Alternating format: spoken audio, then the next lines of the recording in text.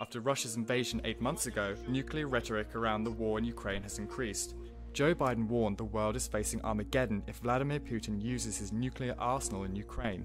A Putin foe recently stated that Russia could use Belarus to launch nuclear strikes as the world enters what could be the early days of World War III.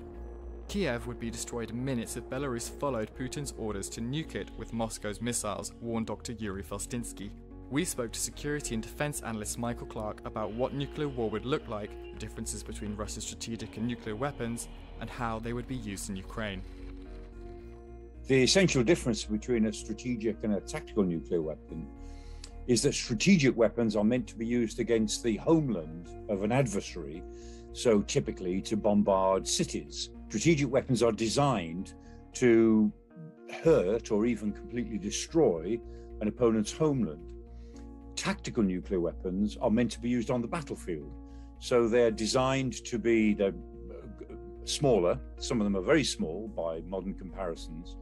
And a tactical nuclear weapon is designed for battlefield use in a relatively small area. If the Russians were trying to use a tactical nuclear weapon, they would be looking for concentrations of Ukrainian troops, which at the moment don't exist, because tactical nuclear weapons were designed in the Cold War when troops would be massing in armies or divisions of, say, 15,000, 20,000 troops or more. And when they were massing, they were all in one place with their equipment, and that's when they were very vulnerable. In modern warfare, that doesn't happen very much. And so the Russians would find it difficult to locate a target, a military target in Ukraine, in which a tactical nuclear weapon could be genuinely effective. And if they were trying to halt an advance, say across a front of 60 or 80 kilometers, which is what they're now dealing with in Ukraine, they would have to use several of them. They would have to use 10 or 20 tactical nuclear weapons to actually have an effect across, say, a 60 or 80 kilometer front. It's the smallness, the small size of tactical nuclear weapons is, on the one hand, it makes them easier to contemplate using, but on the other hand, it shows how limited their effect may be. And so the danger of tactical nuclear weapons for the Russians is that they wouldn't get much battlefield advantage out of it as things stand, but it would be a huge political problem if they were seen to be the first country since 1945 to use a nuclear weapon. If tactical nuclear weapons don't make much sense on the battlefield in Ukraine, there are two other even more serious possibilities of the way they might be used, but again, using them in this way is even more of a risk for Russia. One of those possibilities would be to use tactical nuclear weapons in a demonstration, to explode a weapon, say, at sea, somewhere in the Black Sea or somewhere in the Arctic, in order to demonstrate that they're prepared to do it. The problem with that for Russia is that they get all the condemnation of exploding nuclear weapons without any of the military benefits, such as they may be. So that's not so likely.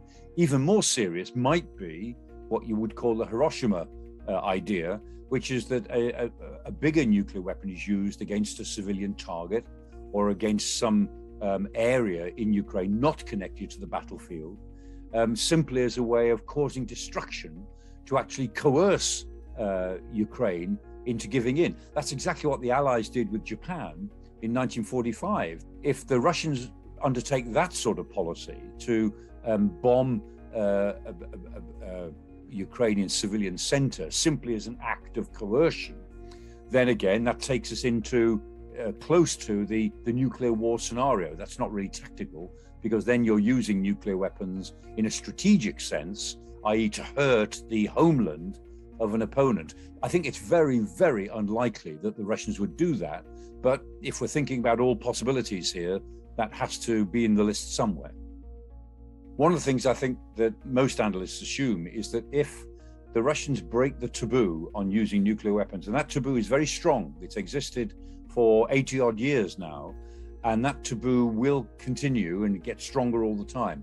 If they break that taboo and use a nuclear weapon, even a very small one, a really small one, doesn't matter, they would be isolated, in my view, in the world community. And I think even China, who is we know that the Chinese leadership is very worried about this. And the idea that their ally might use a nuclear weapon would be very, very bad for them. And I think it's very likely that China and India, both nuclear powers, would actually turn against Russia in this war if they were seen to use nuclear weapons. The political cost of going nuclear in a war would be very high indeed. Now, what the consequences would be are still left a little bit vague, as is sensible. But the general assumption is that there would be a military response from NATO, not a nuclear one. Almost certainly we would not match nuclear use with our nuclear use, but a conventional response using conventional weapons, almost certainly to attack some elements of Russia's nuclear infrastructure, the infrastructure by which they deliver these weapons, possibly that infrastructure that may exist in Ukraine, possibly even the infrastructure that exists in Russia proper. That would be very dangerous. But let's be clear about this. If nuclear weapons are used, if the Russians did use a tactical nuclear weapon, in effect, the war then becomes significantly more dangerous. The gloves are off, and NATO almost certainly will respond with military force, conventional military force, alongside all the political stuff that will go on with sanctions, complete isolation of Russia, condemnation in the United Nations. Lots and lots of things would happen. NATO has already made it clear to Russia that it would not be stand on the sidelines. It would not be indifferent to the use of even a small tactical nuclear weapon. Both the United States and several NATO members, nobody quite knows which NATO members, but I think Britain is almost certainly one of them, several NATO members with the US have privately and directly contacted Russia and counterparts in Russia, including the Russian general staff, the military staff, as well as the leadership, to say, we will not stand by if you use a nuclear weapon. Indeed, we won't stand by if we even think you're going to use a nuclear weapon. I think escalation is built into this crisis from the very beginning, because Putin has undertaken an impossible mission trying to conquer Ukraine. And that's impossible in present circumstances. But he also won't back down. He will not be seen to lose. So that means that escalation is inevitable in this crisis. There are many ways in which it might escalate. It might escalate geographically.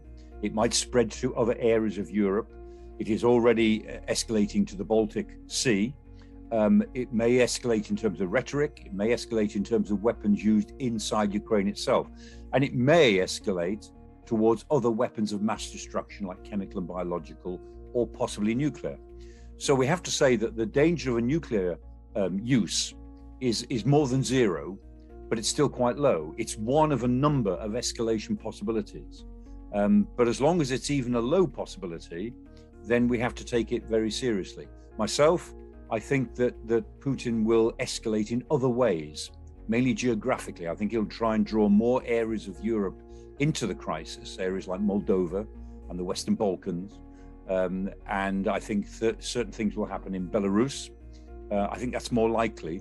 But you cannot ever take the nuclear possibility off the table, because as Putin, as it were, suffers more reverses on the battlefield in Ukraine, then he looks even more sort of keenly at ways of getting the initiative back. That's what he's trying to do, is get the initiative back where it was in February when he launched invasion in the first place. And so as he loses power and influence, which he demonstrably is, within Europe, within his allies, in Central Asia and so on, he's looking for ways to pull some of that influence back, which is why escalation is built in. But the nuclear element of that escalation is one of a number of possibilities.